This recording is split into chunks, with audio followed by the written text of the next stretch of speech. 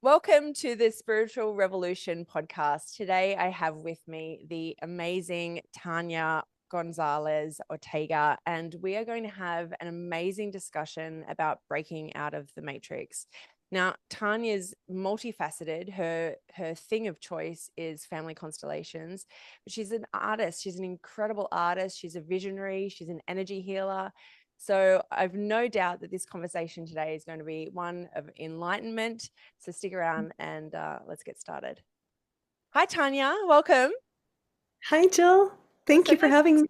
Yeah, it's so nice to see you again. I really loved our conversation that we had on your podcast, and yeah, so it's just great to have you back. So, talk to me about this idea of breaking out of the matrix. Yeah. Yeah. So when we think of the Matrix, we tend to label it as something outside of ourselves, right? We, Mm, we talk about the government, the economy, all the external structures. And while while it's true that we're seeing like it's not working, the Matrix actually is this construct, this mental construct that is within us. we are the Uh, matrix. yeah.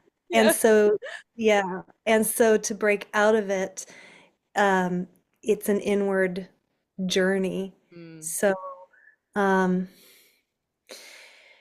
Yeah, yeah, I mean, I I had my hear. own experience, of inner paradigms crumbling, like whatever the paradigm is there's always something beyond it, right? Absolutely. Look, and I hear you. It's I mean, I myself am getting caught up with this upcoming election. I'm looking at that, and while I see that there's definitely going to be there's benefits and drawbacks no matter what happens, right? Like in life, but yeah, I definitely see myself getting caught up in that, and it's a beautiful reminder that it is just a reflection of our internal reality. And, when we can do the work on that, then the external no longer controls us. Yeah. Yeah, great point. Yeah. Yeah. So when we stop being reactive, I mean, that's Mm, the problem.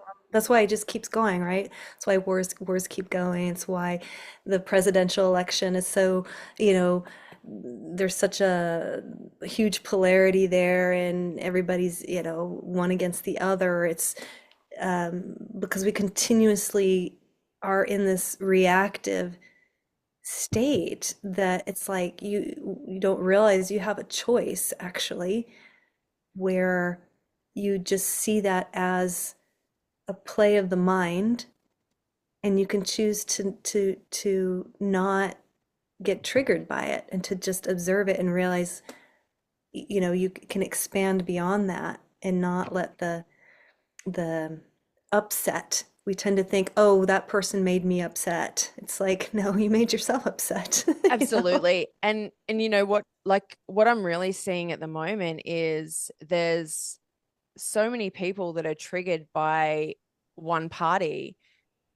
And so they're hell bent um, voting for the other party, but it's not because they like the other party. It's just because they're so triggered by one side. And it's like, if we all were to work through our triggers, and I'm not saying that either side is perfect by any means, but if we were to work through our triggers and instead vote from that place rather than the place of, like you're saying, reaction, I think it would be a very different situation going on at the moment. And as we know, there's benefits and drawbacks to absolutely everything. So it doesn't matter who gets in. Like there's going to be, you know, an effect from that. And so, yeah, it's interesting, but yeah, and I'd like to sort of say as well that there's nothing wrong with reacting either, right? Like, yes, the optimal place to be is to be regulated and not caught up in that. I just don't want people to then crucify themselves for reacting as well. Do you know what I mean? Like it's Sure, yes. I feel like I need to caveat most of the things that I say just because you know, That's true. It's yeah, I mean, things arise and they fall away. You can have a reaction, but I think the key is to not be attached, right? Things come up and they move through. And I think this well, we give our power away when we think, okay, there's something outside that's going to fix us. Well, if I yes, if I vote for this person, yes, then my life is going to be okay. Or if yes, I follow this guru, my life is going to be okay. Or if I put my trust in this coach, my life is going to be okay. Like it's never, the minute we place the power outside of ourselves, you're going to end up being the victim no matter what, right? absolutely, absolutely, absolutely. And that's the thing, right? People are kind of happy to play that way, I think, in most cases, because it takes a lot to take radical responsibility for your life, like for all of it. I see people often talk about how they've created this new job or this new relationship, but they didn't create the car accident, they didn't create the dis-ease in their body, and all that does is actually keep you as a victim, and takes you out of the creator seat, because the moment you take radical responsibility for your life, then it's like, okay, well, I can now change that. If there's something reflected in my environment, in my reality, then I can actually change that. But until you step into that radical responsibility space, it's like you're out of control. You are the victim of your circumstances. It's like, this is happening to me, not through me. And yeah, I hear you. Yeah, and you're creating a story that you're believing in to be true. Like in the example of, let's say, the car accident, and let's Mm. say you become a paraplegic, Yep. right? It's easy to be like, to totally understandable to feel like a victim, like, oh, my life is now ruined. I can't walk anymore, Mm. and that can certainly be a reality, but there's also there's another choice though as well, especially if you ask, well, who am I really? Am I really my body? Mm. Um, am I really just a person in a wheelchair, or am I really just a person that, was abused at this age or whatever? And so when you really ask the real questions, that's when you can break through the matrix that makes things seem like they're solid, that they're set in stone, that um, because when you start to ask the real questions, especially if you ask, let's say you get upset and let's say you have a reaction to something, Mm. like, oh, I'm really, wow, so and so did this, and oh my God, I am just so offended. I am so angry at what they Yep. did. When you are able to, through cultivation of, you know, we're talking about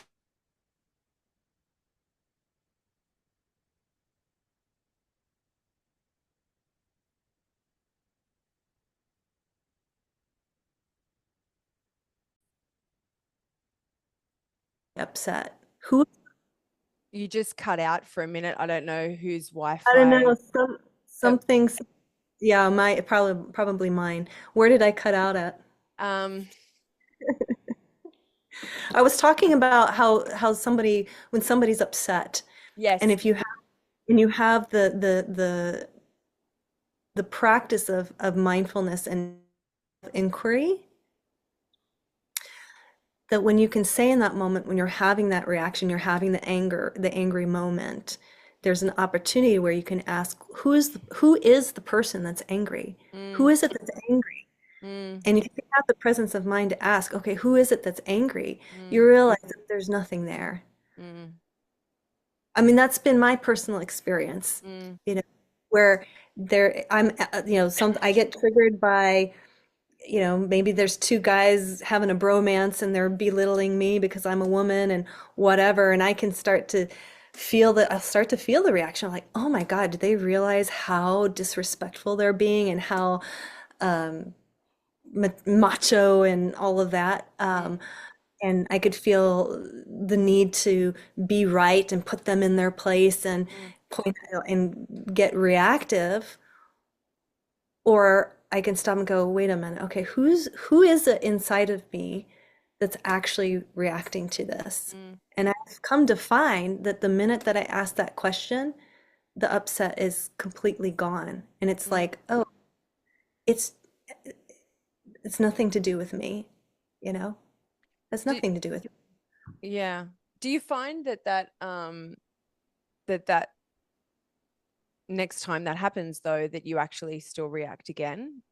Because the reason I ask that is in the work that I do, and personally for myself, and everyone's different, but I've found that until you uncover what that trigger is actually about, me. it's like it, it just occurs again. Sure. And Yeah, and so when you actually go in and find what specifically that trigger is, and in that scenario that you're talking about, it would be, well, where am I disrespectful? Because if that's what you're seeing, then that's what's being reflected. And so we go right. in and we find like the benefits, the drawbacks to being disrespectful. Um, sorry, the benefits to being disrespectful, and we see where we've been disrespectful, and it actually starts to dissolve it so it doesn't recur. Um, I mean, what's your experience around that? Well, it's interesting. I think um, in that example, uh, there was prior to that, there was a time I was getting a massage, totally random, getting a massage, deeply relaxed, and I heard this voice inside of me so clearly. It just said, "I hate men." And I was like, "Whoa."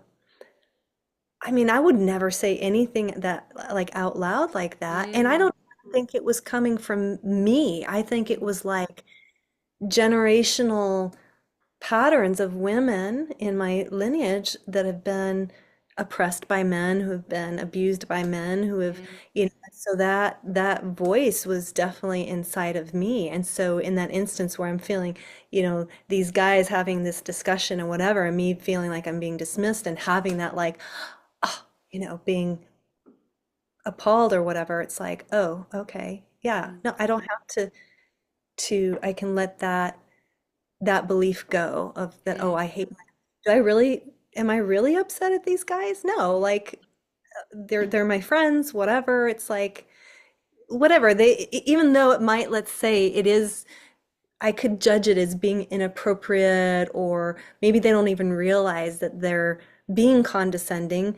Um, I don't have to be in judgment towards it, I guess, is the thing. It's because I think it's where we start to judge somebody else. It's like you're saying, well, if I'm going to judge somebody as this, to have that practice of, well, where am I doing the same thing, definitely can also collapse it as well. But um, it's where judgment comes in that creates the divide, which then creates the reaction and the disharmony, I guess you would say. yeah, and I mean, my thing, like the thing that I tell people, like my two things that I tell people all the time is if you spot it, you got it. And the other thing is everybody's coming to heal us. And so the way I use that is that if there is that reflection of someone being condescending, like you're naturally judging that anyway. Like it's and Right. to me, you're never going to be free of judgment. You're just not. Like we live in duality, and so and it's useful, right? It's actually useful to judge and to discern, and so the way I use that is if I'm noticing someone's condescending, or if I notice someone's um speaking incoherent babble, for instance, was something that I've had to own this last couple of weeks, um then I know that that's a part of me that is trying to come home, and so yeah, I'm just curious if the saying of like that's not actually my stuff, like to me, these are just parts of ourselves that are trying to reunite and make us whole again. And there's nothing wrong with being condescending. It's really useful at times. There's nothing wrong with um even disrespect. Like, because if these things weren't useful, they wouldn't exist, right? 99% or 97% of the world's animals are actually extinct. So, it's life form. And so as things become unnecessary in this universe, they actually go extinct. And so I don't know, I just feel like yeah, if there wasn't a use for these attributes, for these actions, for these things that people are doing, that they would become extinct.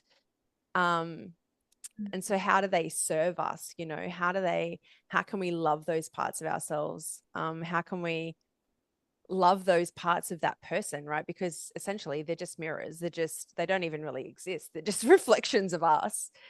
Um, yeah, I just wonder what you think about that and how that sort of sits in with what you're saying. Yeah. Well, I guess I could say, just through the lens of family constellations, let's say, Mm, and you had, let's say you had a childhood where your parents were not there for you, they were absent, maybe they had addiction or just any number of things. I mean, I think probably just about 99% of the planet have had quote unquote dysfunctional families, right? Um, what what you end up coming to terms with is ultimately is the realization of that the only reason that you're here is because of all of your ancestors and all that they have had to go through and to survive and to withstand and to battle through in order for you to be here, even if it meant coming through, let's say, two alcoholic parents, you know? Um, and so when you can, I guess, in family constellations work, when you're working with the knowing field, you're getting out of your head mm, and actually getting into the feeling realm of things. And so what ends up getting revealed oftentimes, let's say in that scenario, two alcoholic parents, let's say, and you bring in their parents and their parents' parents, and you go down, you can see where the trauma was passed down. And so it's showing up in your life because it's you are the one who, for whatever reason, is being assigned with the task to heal your family lineage. And yep. so when you're able to see, actually, instead of then being a victim in the circumstance, even though let's say it was horrible, let's say, yeah, you were physically abused or whatever, um, and had to take care of yourself, when you're able to see that, oh, okay, my parents ended up this way because their parents did this, and the generation before that went through a war and had to do terrible things or whatever, and you're able to see it and you're able to leave it with them, Mm, meaning, okay, I see this and I leave this with you. I give this back to you. This is not for me to carry. um, then you're free from it. And you're not severing yourself from your family lineage. So, because what most people do in that instance, okay, my parents were alcoholic. I'm not saying that you have to have an actual relationship with them. Maybe sometimes it is necessary that you have to cut them out of your life. But at a soul level, at a deep soul level, if you are separating yourself and you're not acknowledging that they are your parents and they did give you life and they're actually the big ones and you're the little one, and there's these healing sentences that we say in family constellations work, um, you are not in the order of love. So Bert Hellinger discovered that there was an order of love to the family lineage, and anytime that anybody's excluded, and so when we talk about judgment, oh well, you know, Uncle John killed himself, nobody talks about him. We just ignore that. And that life doesn't get acknowledged. It'll come through to where maybe it shows up in the future generations of somebody who's like feeling um, having some kind of entanglement with that relative who was never acknowledged. And so when you actually acknowledge them and giving them a place that they belong, then you're freed of it. So it's kind of like in the same way when you're talking about emotions, when if we're denying something within us, denying the anger or the sadness or whatever, if we're able then to actually just acknowledge it and give it a place, just saying, I see you, it's like, Yeah. okay, And then it I comes think to peace. it's so important to feel, I know we've touched on this before. It's like, there's so many teachers out there sort of teaching you just to try and be this one-sided version. And, if you are sad, well, you've fallen from grace, and it's like, well, it's part of life and we're here to master this human experience. And you got to feel it to heal it, I believe. And yeah. And so in family constellation, like I'm not about boundaries. Like I don't think that you actually need boundaries when you do the work, because when you do the work, the relationship changes, and either that person will leave your life, they'll transform, or just the universe takes care of it.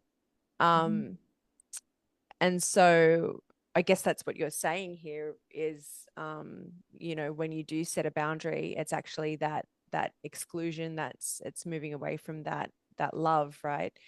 Yeah. And yeah. And so um quite often we look at these childhood experiences and we call them horrible, we call them awful, we call them terrible, and we don't take the time to see actually the positive side of it, the positive aspects that came out of that. Like, I know for me, what I've experienced in my life, I wouldn't be the person I am today on the mission that I'm on without having experienced all of these, so-called traumatic experiences. Um, and so is that part of constellations, family constellations as well? Do you kind of look at how that lineage has actually served you and brought you to this very moment of being this incredible being that you are, that you might not have formed had you not had that um, in your Yeah. generation? Yeah, I would say so. And definitely what can happen in constellations is like in that example of let's say there was a family member that was excluded, and let's say the mother to that child that was excluded actually really loved that child, but because of the societal circumstances, she wasn't allowed to grieve or Mm.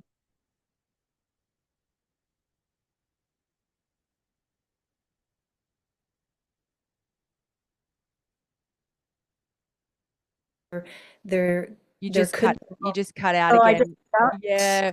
If yeah. you could, if I'll have to edit it, if you could just start from wasn't allowed to grieve, that would be great, and then I can just. Okay, yeah. So if the mother, yeah, it's Starling. If the mother is not allowed to grieve or wasn't allowed to grieve, it'll show. It'll arise within the constellation itself to where there is an opportunity where that grief can be accessed and it can move.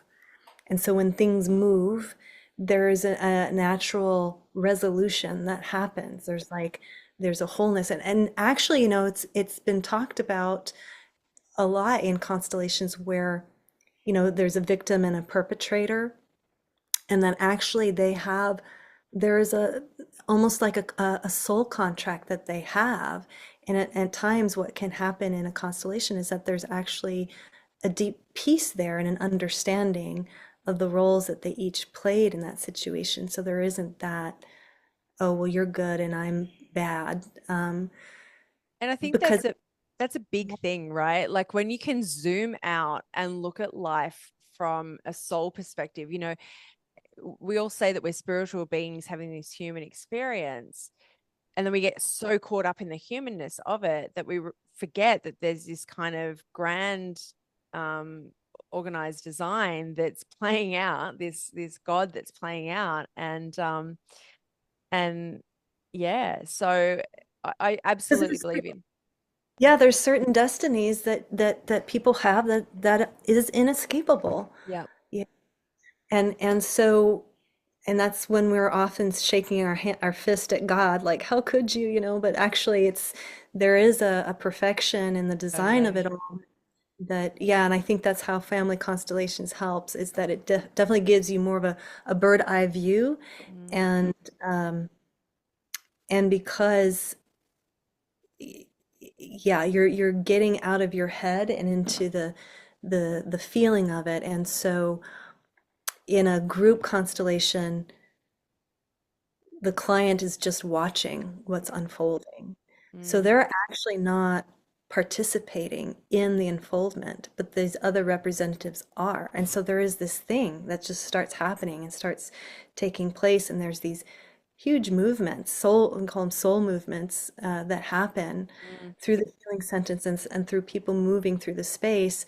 And if mm, it's online on Zoom, it would be just the interactions, mm, things that are said, um, that for the person observing, I feel like there's something that's happening. It's almost like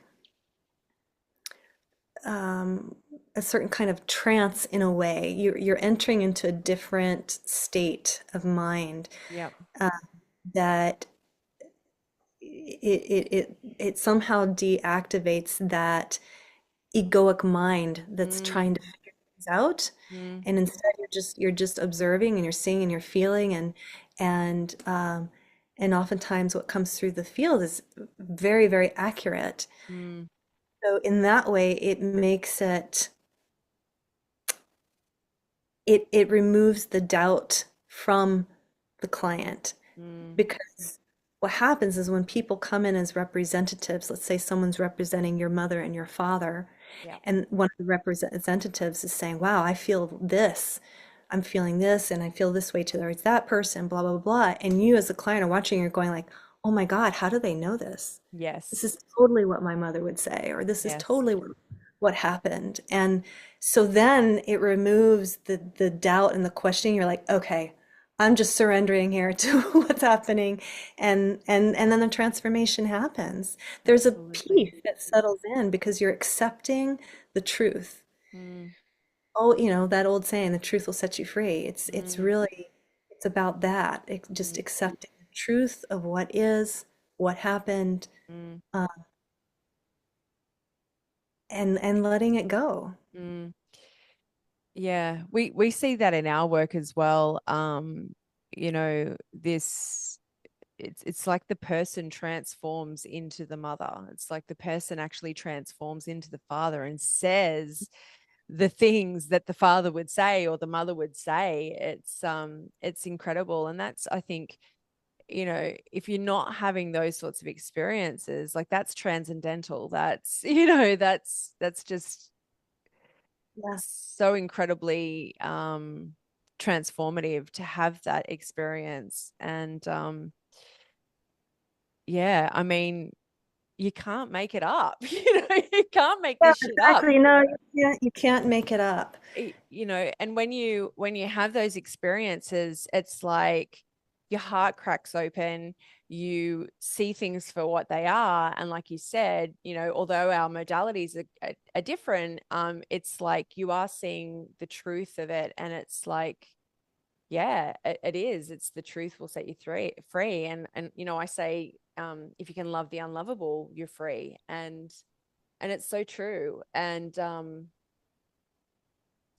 I just want this for people, like I just really want, um, there's so many people out there suffering and struggling through situations that they actually don't need to, like, I mean, not to say that it's not helping them grow or transform or might be part of a soul contract, but um, I think there's so much help available to people that are really struggling, and Yeah. definitely depression and suicide is, such a big issue.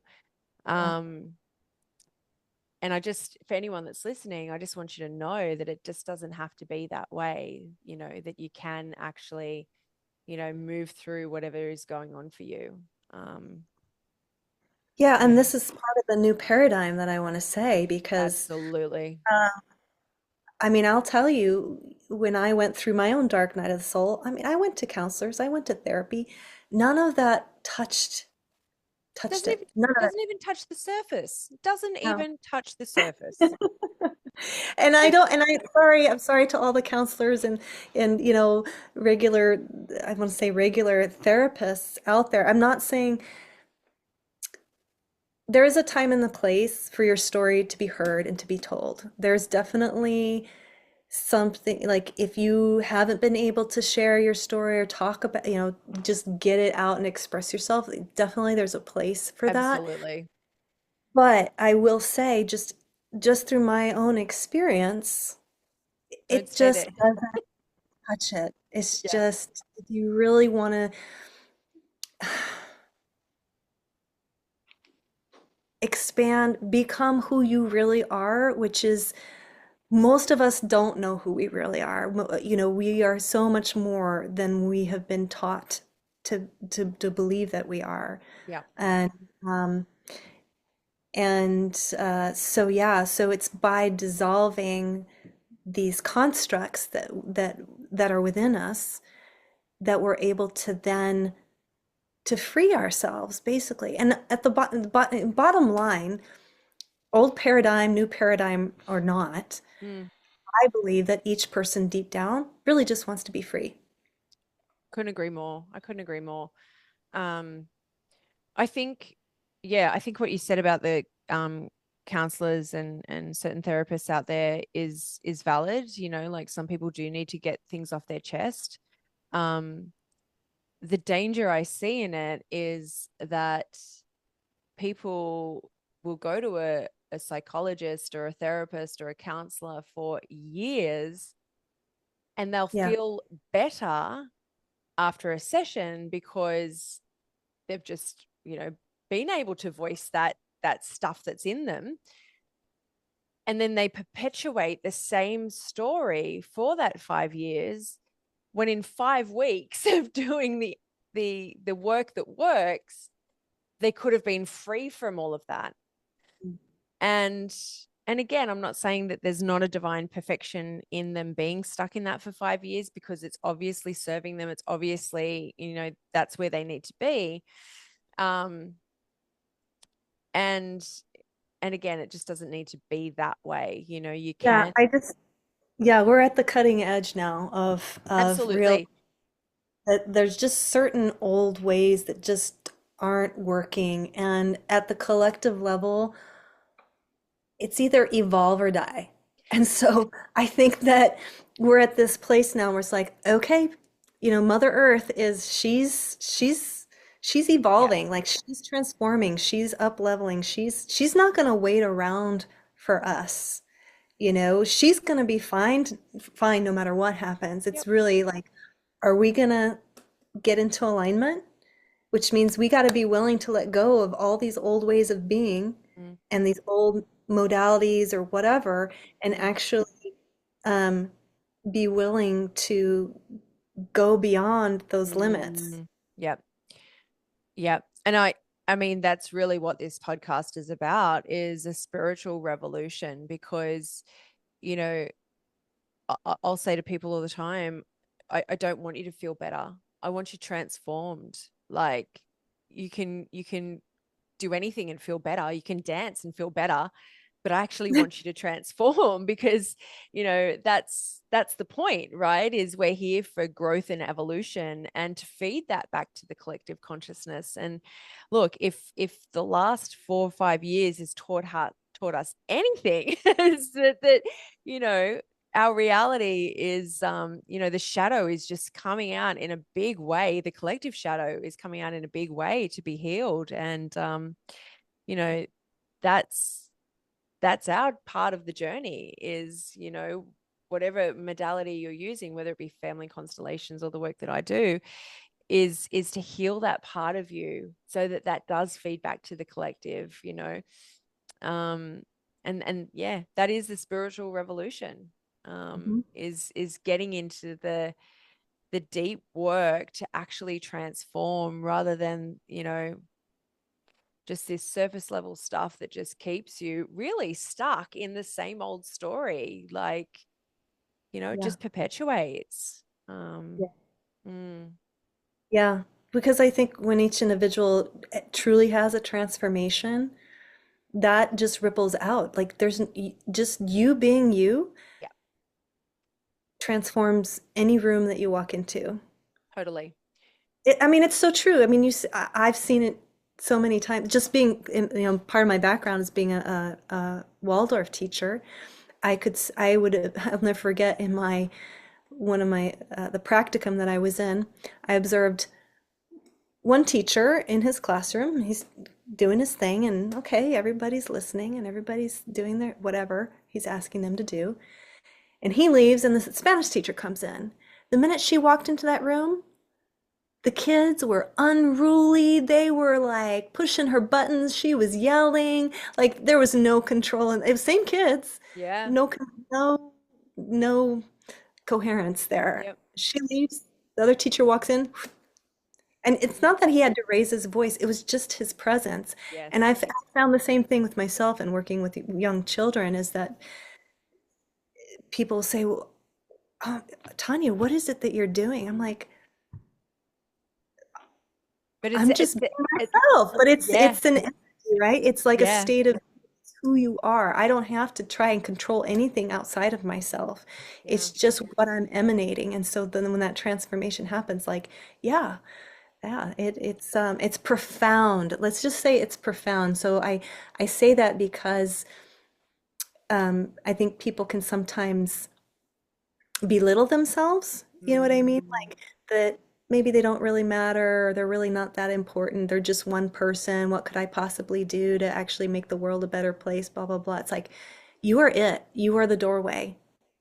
That's it. That's all you need to worry about. Or that's not even the right word, no, but but yeah, you should be focused on, I guess, yeah, yeah, maybe. yeah.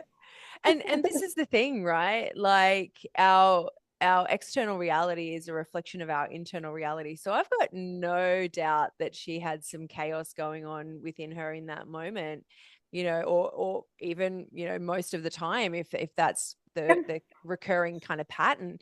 And so yeah, as you do the work to create true inner peace, not from an attached, like I'm going to be like this all the time, but just from a space of like working through your stuff and removing some of that noise. Yeah, absolutely, that feeds back to the collective. And this is how we change the world, is by each individual doing the work to heal themselves. And it's, yeah, like you can go out and you can rally and you can fight and you can protest and you can do all sorts of things.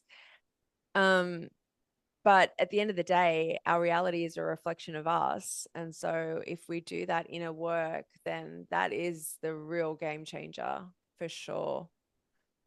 Yeah. Yeah. Mhm. Yeah. So I kind of, mentioned what spiritual revolution means to me, but I'd love to know what it means to you. Oh, yeah. To me, this spiritual revolution is, well, for one, it's to give nature her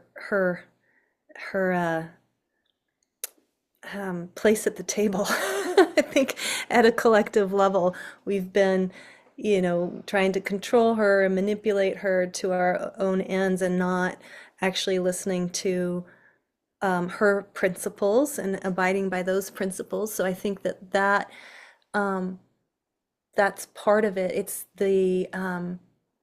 we've just been for eons seeing nature as something separate, that, oh, spirit and matter is separate, that we are above nature because we're humans.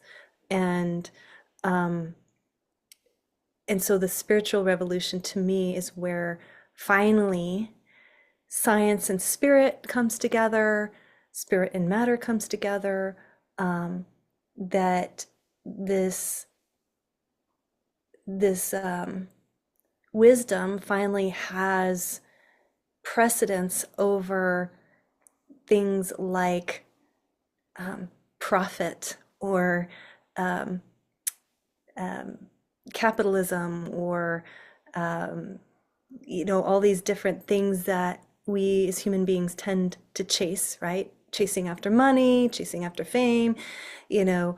Um, I think the spiritual revolution also just includes the the end of that external chasing to thinking there's something better out there, Mm. uh, and that actually the spiritual revolution is when we finally rest and realize that there is such a thing as enough. Mm. You know, that you have enough. You Mm. know, personally, I just because something can be created doesn't mean that it should be. So and this is just my own personal opinion, and it's not a judgment. It's just I feel like just because you can create billions of dollars for yourself and have Lear jets and own islands and have all this extravagance doesn't mean that you are necessarily whole. You know what I mean? I feel there's I feel like this part of the spiritual revolution is coming back to human dignity and starting to, yeah, just to change the priorities and the values of life. That it's really not about money and fame and having all the things, but it's actually what is the quality of your relationships, How are you with your children, your partner, your community? Um, how are you caring for your body? How are you caring for the land that you live on? Really basic things that I feel like we've lost sight of, and I think that people are waking up to realizing, like, it's kind of in our face right now, right? That there's things that we have to tend to, and so and I think it could be done in a joyful way, you know? And I think that, they're not necessarily exclusive though either. You can make a lot of money, you can have all of the things, and you can have good relationships, and you can have a care for nature. You can have it all. Mhm. I don't think that it has to be one without the other. Um, and yeah, I mean, I'm with you. I think we mess with nature far too much. With the geoengineering and all of this sort of thing. I would love to know what our nature is actually supposed to be, because um, they tend to manipulate the weather here often Oh yeah. in Yeah, Australia. same Yeah, here. and you know, we'll have, like, it's a beautiful day here today. When I say beautiful, I just mean sunny, but it's a sunny day here today, and you'll see them spraying the skies, and it's like, okay, well, they've predicted rain because so yeah, absolutely. I mean, it'd be great if we could get beyond that and get back in touch with nature. And I think that, the last 4 or 5 years of this kind of COVID-y period, there's certainly been a push for that. I think that there's just been, naturally, as people wake up to the system, they're homeschooling,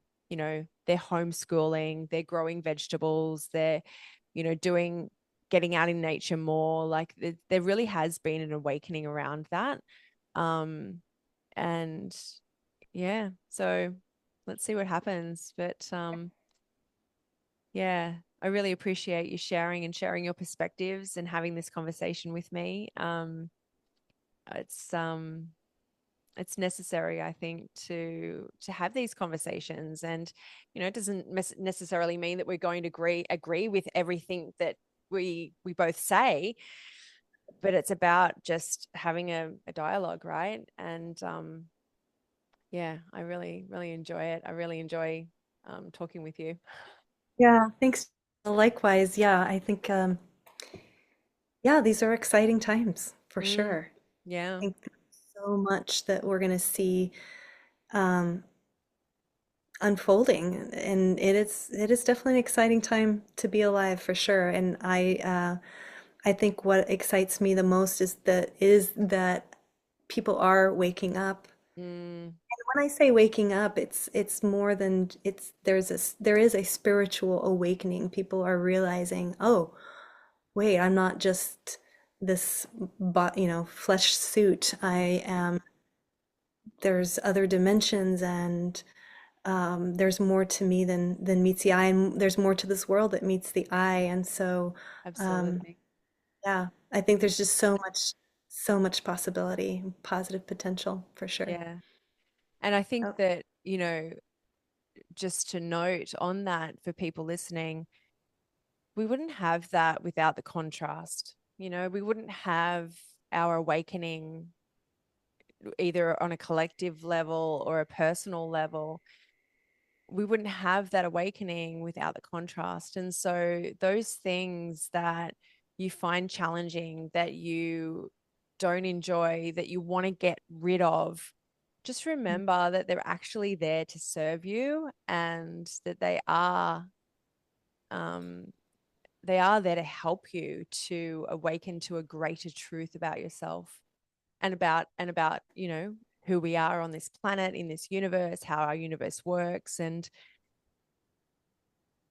knowing that, for me, it really just sort of kind of calmed my farm a little bit about experiencing challenges and obstacles and contrast, because um I know that it's helping me up level. And yeah, so I just wanted to make that point, for anyone that's listening. Thank you again. If people would love to get in contact with you, and I'm sure that they will, how's the best way to find you? yeah, my website is newearthconsciousness.com, and I'm on Facebook, Tanya Elena, and yeah, you can message me, you can email me on my website. That's the best place, yeah. And Beautiful. then I have my YouTube channel, which you were on, so Of New Earth course. YouTube. Yes. That had a great interview. So you can also find resources there too, other interviews. So yeah. Beautiful. I'll pop all the links below, and make sure that people can get in touch with you for sure. Thank you so much for being on. I really appreciate you. And thanks for being part of the spiritual revolution. Yeah, thanks, Jill. Yeah. Much